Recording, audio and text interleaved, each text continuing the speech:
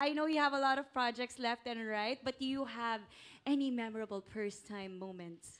Everything kasi this is the first sitcom that we've ever done or even acting together as a family na meron ng linya, na script, and we get to actually do things. Spend the whole day together sa taping. And first time ko nakita, parang this studio sitcom, parang it's its own little mini village, parang little own town. So lahat talaga. Yeah, Madaming first, di ba? madami.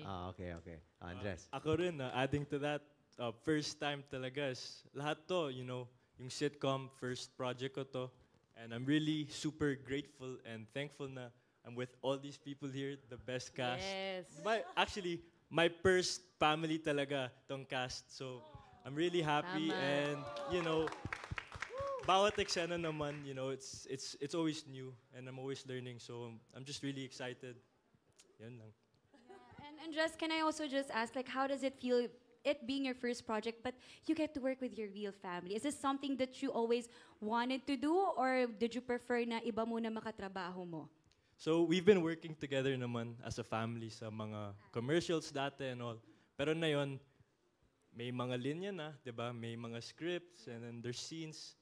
So now, di naman kakaiba, pero feeling lang it's easier to work with them because we have that experience with each other in the past. And magang sa loob na I get to work with my family. And not just that, the cast, everyone else in the cast, the best talaga. So yeah. True. Very nice. Thank you, and Jess. Kayo po, Miss Charlene. For me naman, I would say for Aga and I can say the first family is a personal journey. Kasi parang mahabang proseso na pinagdaanan before we were able to actually say na parang, kaya ba natin to? We're gonna work together. Kasi before this, kami ni Aga, we would just do commercials together, especially pagkasama yung mga bata, parang sinashelter namin sila sa parang public life. So, it was quite a process that we went through. And then once we decided, we said, you know what? Why not get the opportunity to work with our family? And what a blessing it is to be able to be a witness sa mga unang hakbang nila sa industriya, kasama mo sila through every step. And not only that, to be able to work with really just great actors, di ba? And creative people behind the Purse family is really such a blessing and an honor. And I would say possibly baka the first, maybe only time na gagawin namin ito as a project with us as family. So it's very special, and I'm happy that we're gonna get this opportunity to share the laughter and the fun sa inyong lahat, sa lahat ng mga kababayan natin. Galing. Pang beauty queen yung Pang sagot. beauty queen. Wow. Ay, thank you. Di ba? Galing talaga, di ba? Makes sense naman, of course, di ba? Yes, yes, Oo. yes. Oo. Aga. Sa akin naman, wala, siguro, parang nagawa ko na lahat sa buhay talaga. But yung first time ko rito, I guess, is really working with the kids, which is really, parati ko sinasabi, baka nami-misinterpret lang ng iba to, but sinasabi ko, when I say it's kind of difficult for me, it's difficult in a sense na dati pag nagtatrabaho ako, parang ito yung mundo ko, no, sa pag-aartista. Ako lang ang iniisip ko rin yung sarili ko, kung paano yung gagawin ko, ano yung eksena ko, ano yung gano'n.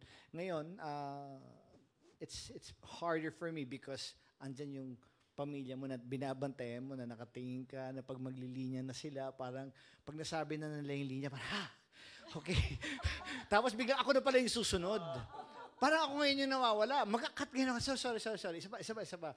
Ayoko naman umulit kasi baka hindi naman maulit nila yung line. I mean, kaya naman nila, ang ibig ko sabihin lang, masyado lang akong protective lang sa mga anak ko talaga. And ninang di alam siguro ng tao, but sa pagsali nila sa pagpasok nila sa industriya ito, ako yung pinakamasaya. But at the same time, meron kang kaba talaga na parang alam mo yung, ako lang siguro makakaalam, yung hirap na pinagdaanan ko mula nung nag-umpisa ako para marating ko yung kung ano man itong narating ko sa buhay na to. Hanggang sa magkapamilya ako na sila, parang alam ko yung dadaanan. Mahaba pa, mahirap, but then sila na nag-desisyon na they wanted to work at dito sa pag-aarte. Kaya ngayon, ang mahirap doon, sa pagdesisyon nila na yun, ako pa yung kasama. Ibig ko sabihin, ako pa yung aarte sa harapan nila. So masaya ako na dumarte kami sa set together. We're together every day. Pag wala kami ginagawa, nasa bahay lang kami parati talaga. Or, I mean, we do things together, the four of us, all the time yan. Never ako solo, never ganito. It's always us. And now that we're working together, it's like a super bonus para sa akin. But it's our first time. And, but I'm happy also that, we have a great cast here na sinasabi ko sa mga anak ko, you wait na makatrabaho mo sila. So ngayon, mas komportable ako, nawawala yung nervous ko dahil alam kong andyan sila para suportahan din yung mga anak ko rin, siyempre.